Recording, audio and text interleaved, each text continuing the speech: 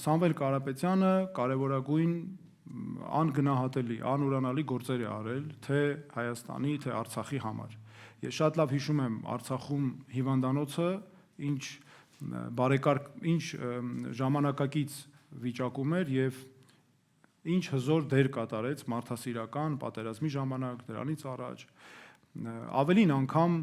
մեր Արցախի բալիկներին նաև Սամվել Կարապետյանը հատուկ բարեգործություն էր անում, դրանք ես վերջերս դրա մասին իմացա, որը միայն հարգանքի արժանի է, եւ մենք պետք է հպարտանանք միշտ մեր հայերով, մեր ազգակիցներով, որ նման բարերարներ ունենք, ավելին հիմա նաև Սամվել Կարապետյանը անցնում է շատ իմ կարծիքով խոշոր իրավունքների կոպիտ խախտումներով, անօրինականություններով, ապօրինի դատապարտումը, նրա քաղբանտարկյալ լինելը, որը ես անվանել եմ, որ պարզապես քաղաքական պատանդ է պահվում, որ թույլ չտան կոնկրետ գործունեություն իրականացնի։ Եվ սա այն է, ինչ ես իմ մտածում եմ Սամվել Կարապետյանի մասին, նրա գործունեության մասին եւ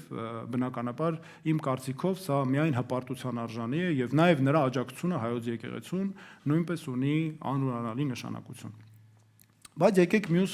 կողմից նայենք։ Խոսքը նախ եկեք այսպես քննարկենք։ Հայաստանի Սահմանադրության փոփոխության հարցը։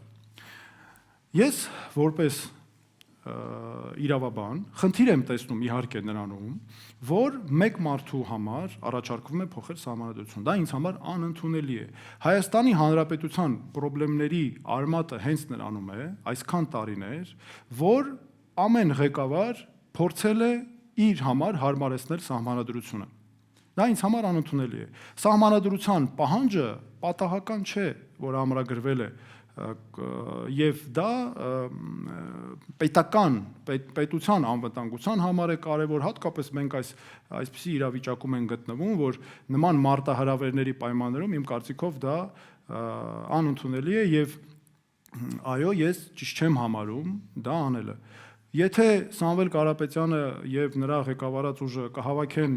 այնքան մեծամասնություն, մեր ժողովուրդը կտա մանդատ, որ կկարողանան լուծել այդ հարցը, դե այդտեղ ասենք ինչ կարող ես անել։ Մեր ժողովուրդը տվել է մանդատը, հարցը կլուծեն։